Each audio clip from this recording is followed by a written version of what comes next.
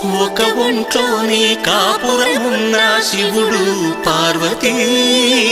శతమానం భవతి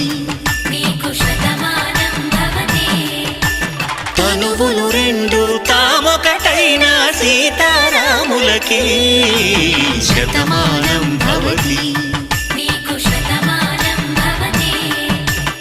ఒక ఒంట్లోనే కాపురమున్న శివుడు పార్వతీ శతమానం భవతి